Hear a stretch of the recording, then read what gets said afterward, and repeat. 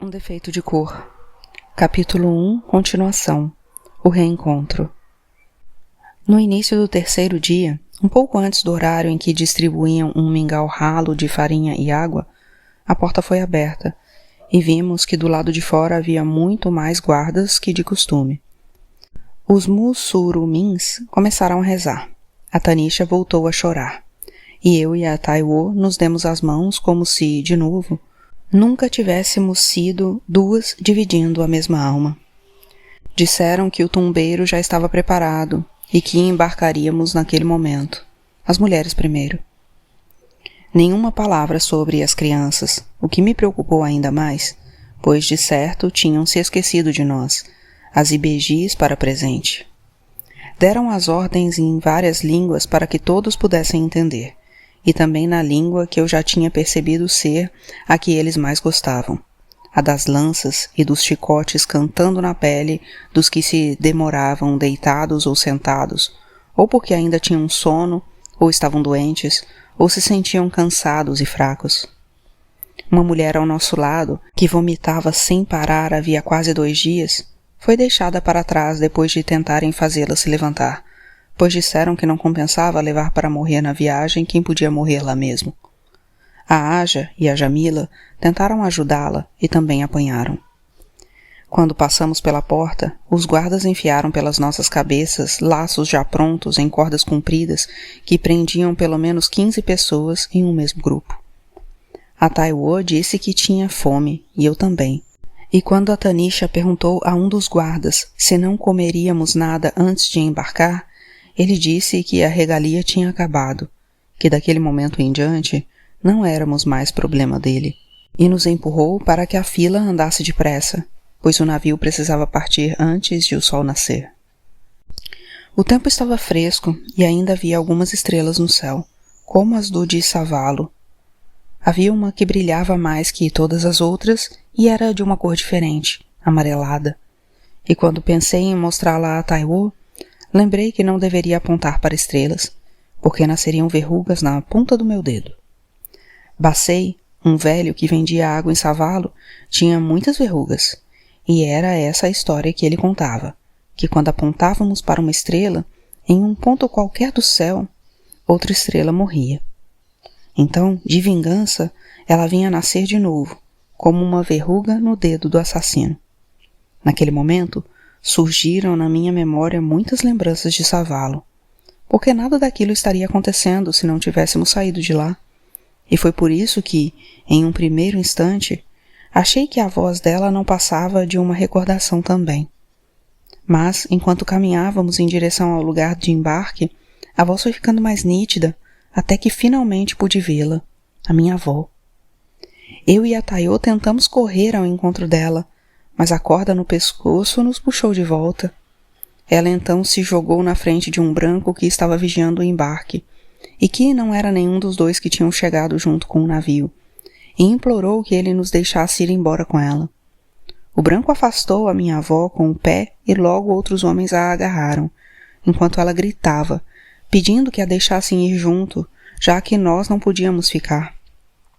Não havia ninguém por perto àquela hora, mas fiquei procurando o Ayodele, pois ele poderia tentar falar com o branco.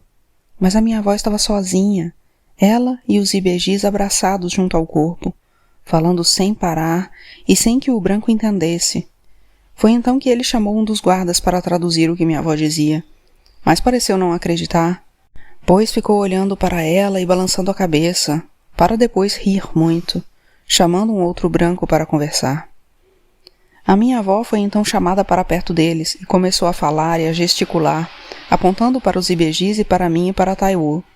Depois mostrou a planta dos pés, abriu os dedos, levantou os braços, pulou, abriu a boca e mostrou os dentes.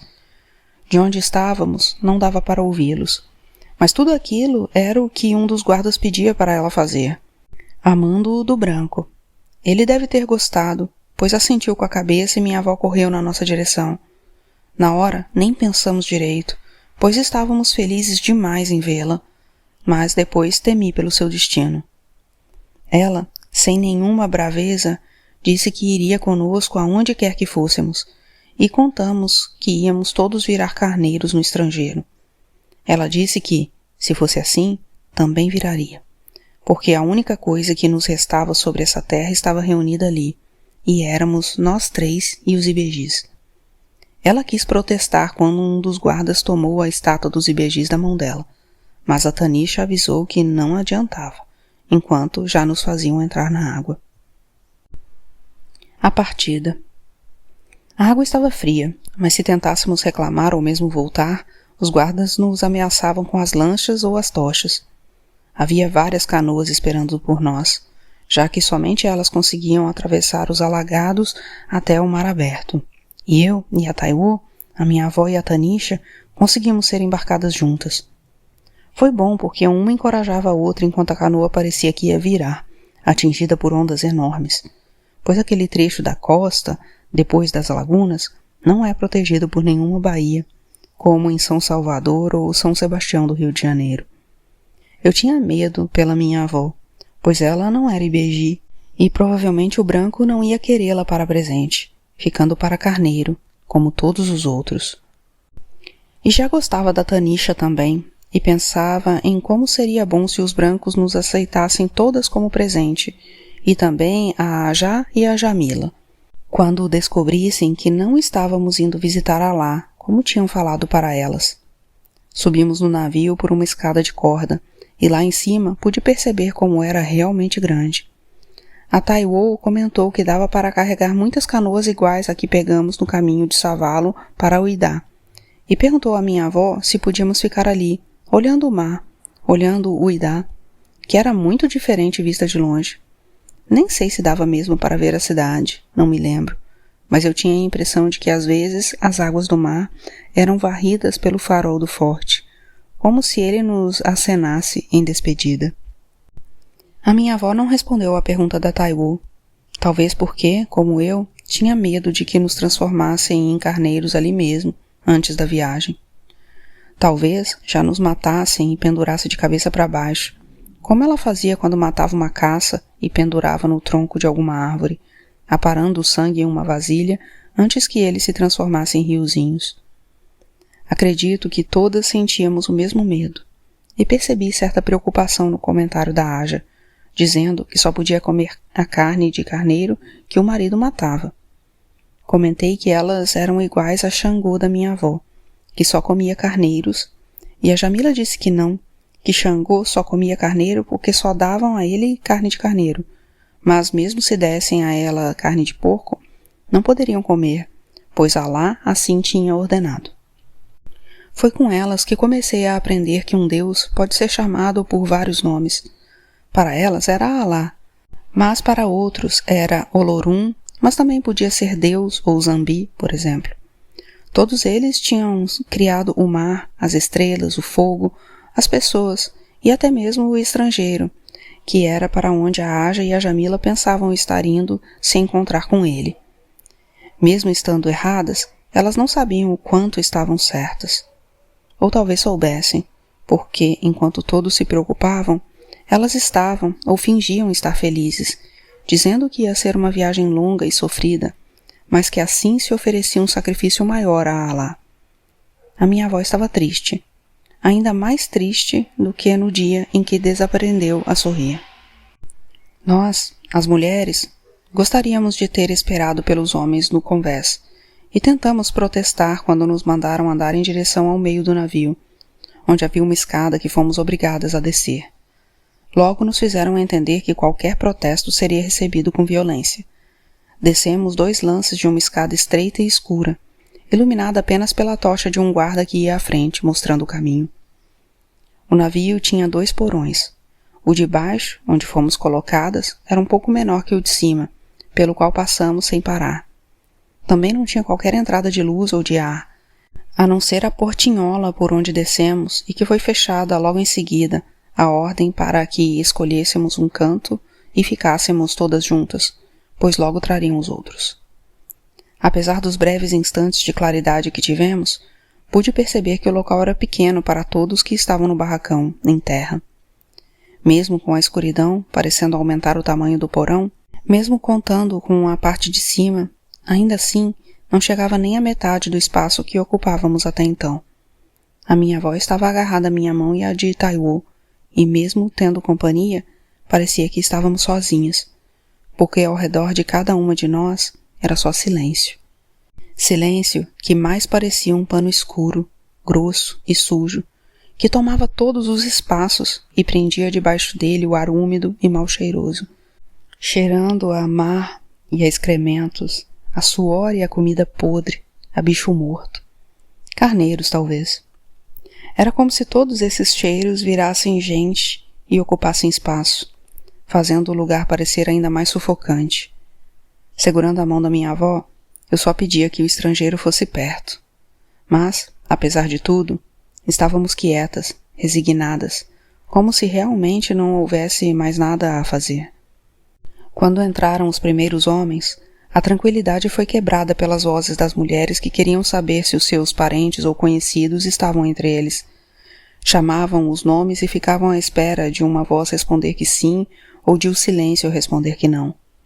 A Tanisha chamou pelo Darém, mas quem respondeu foi o marido, a Mari, dizendo que o filho ainda não tinha embarcado.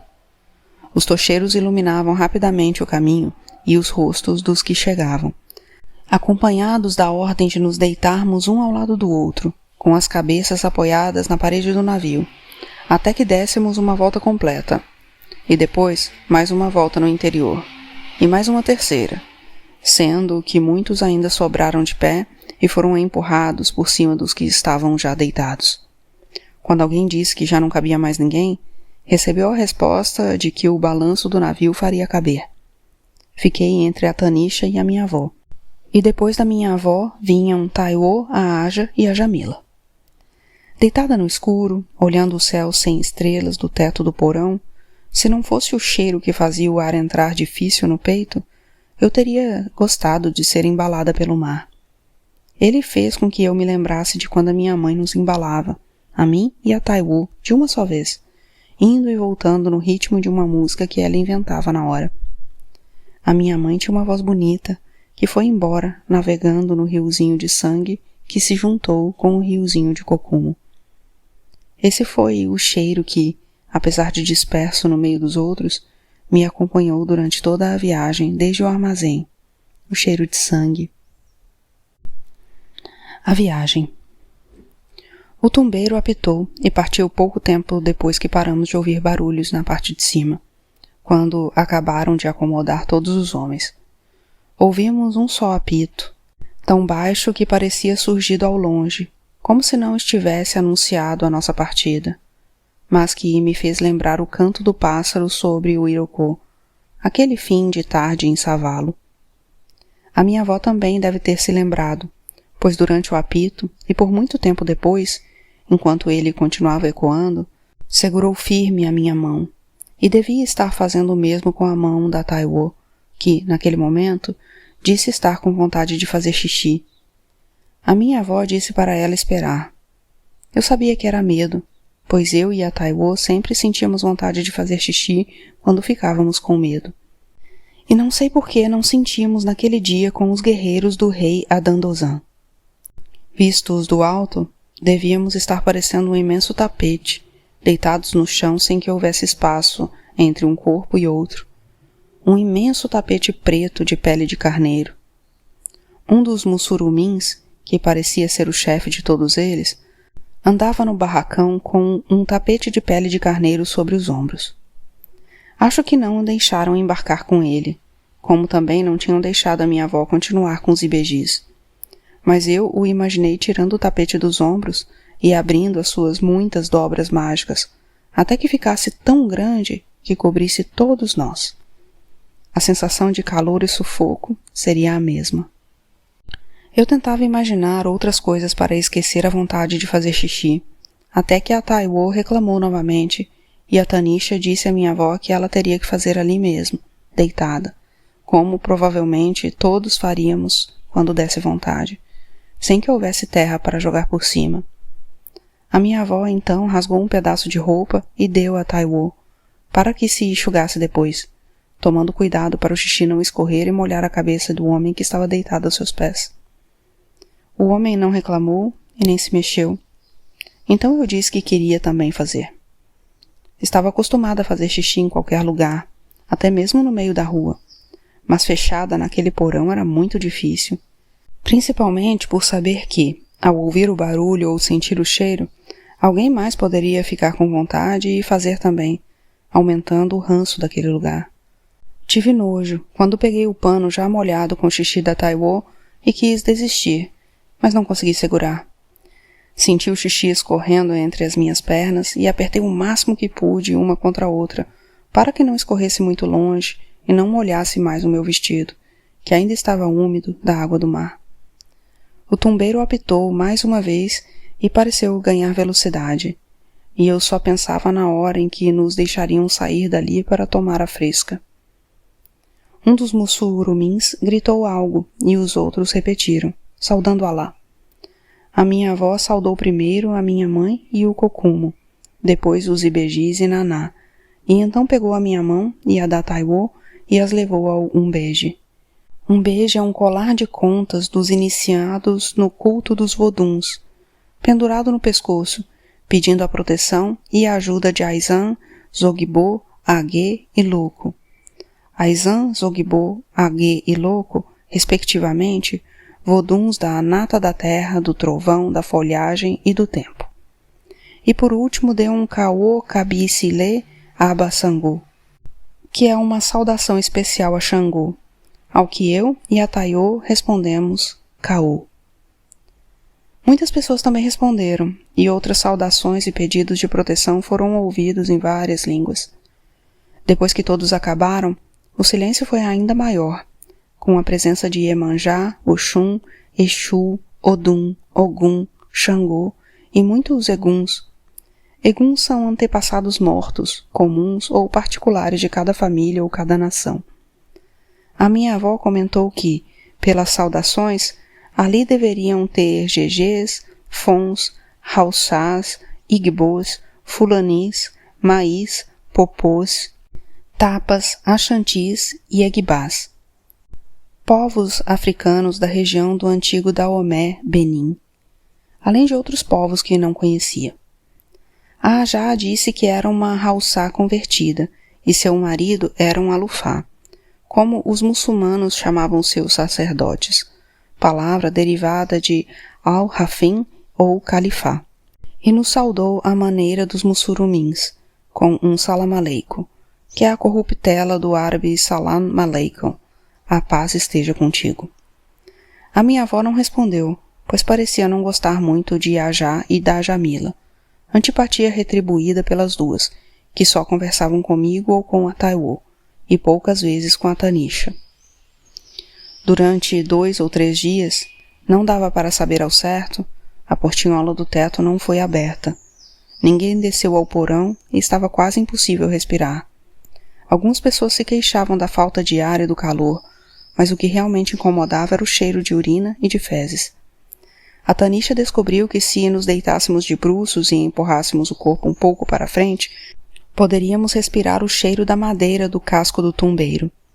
Era um cheiro de madeira velha impregnada de muitos outros cheiros, mas, mesmo assim, muito melhor. Talvez porque do lado de fora ela estava em contato com o mar. Quando não conseguíamos mais ficar naquela posição, porque dava dor no pescoço, a minha avó dizia para nos concentrarmos na lembrança do cheiro, como se, mesmo de longe e fraco, ele fosse o único cheiro a entrar pelo nariz, principalmente quando o navio começou a jogar de um lado para o outro. As pessoas enjoaram, inclusive a nós, que vomitamos o que não tínhamos no estômago, pois não comíamos desde o dia da partida, colocando boca afora apenas o cheiro azedo que foi tomando conta de tudo. O corpo também doía, jogado contra o chão duro, molhado e frio, pois não tínhamos espaço para uma posição confortável. Quando uma pessoa queria se mexer, as que estavam ao lado dela também tinham que se mexer, o que sempre era motivo de protestos. Tudo o que queríamos saber era se ainda estávamos longe do estrangeiro, e alguns diziam que já tinham ouvido falar que a viagem podia durar meses, o que provocou grande desespero. Os mussurumins eram os que mais reclamavam, nem tanto pelas condições em que viajávamos, pois, segundo Aja, qualquer sacrifício valia a pena se fosse por Alá, mas porque não estavam conseguindo cumprir as obrigações da religião. 5 vezes por dia eles tinham que se virar na direção de Meca e dizer algumas orações, durante as quais precisavam se levantar e abaixar várias vezes, como eu tinha visto no barracão do forte, em Uidá. Fechados dentro do porão do tumbeiro, sem nenhuma referência da direção que estávamos seguindo, não tinham como saber para que lado ficava Meca, e também, por estarem amarrados uns aos outros, inclusive a quem não era um mussurumim, não podiam se movimentar, por falta de espaço e porque nem todos queriam acompanhá-los. Nós, as mulheres, não estávamos mais amarradas, mas a Aja e a Jamila também não fizeram as orações. Não sei se por terem que esperar pelos homens ou se tinham vergonha, pois elas quase não conversavam quando algum homem estava por perto, nem mesmo o marido delas. Mas ao fim de 3 dias, nem os mussurumins reclamavam mais, e até a altura das vozes que diziam as rezas foi diminuindo, pois estávamos muito cansados. Pela viagem, pelos enjoos, pela dificuldade de dormir e pela falta de comida, pelo ar que descia apodrecendo a garganta, pela sede. Alguns adoeceram e tiveram febre, mas o que dava mais aflição eram os gemidos de um fulani que tinha sido empurrado da escada e quebrara a perna, o osso chegando a furar a pele. Uma mulher disse que iria rezar o machucado e perguntou o nome dele, mas ninguém sabia e ele já não conseguia mais falar, apenas delirava. Foi então que ficamos sabendo o motivo da demora no embarque dos homens, pois os brancos tinham batizado todos eles com nomes que chamavam de nomes cristãos, nomes de brancos, e aquele homem da perna machucada, de acordo com o outro que estava logo atrás na fila, tinham dado o nome de João. Soubemos que o padre que fez os batizados tinha chegado atrasado, depois do embarque das mulheres. Os guardas colocaram os homens em fila e, um por um, tiveram que dizer o nome africano, o que podia ser revelado, é claro, e o lugar onde tinham nascido, que eram anotados em um livro onde também acrescentavam um nome de branco. Era esse o nome que eles tinham que falar para o padre, que então jogava água sobre suas cabeças e pronunciava algumas palavras que ninguém entendia. Sabiam apenas que era com o tal nome que teriam que se apresentar no estrangeiro.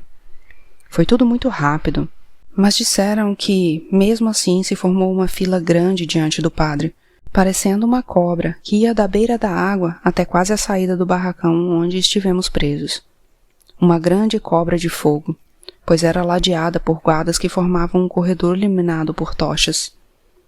Alguém lembrou que o padre também tinha dito que, a partir daquele momento, eles deveriam acreditar apenas na religião dos brancos, deixando em África toda a fé nos deuses de lá, porque era lá que eles deveriam ficar, visto que os deuses nunca embarcam para o estrangeiro.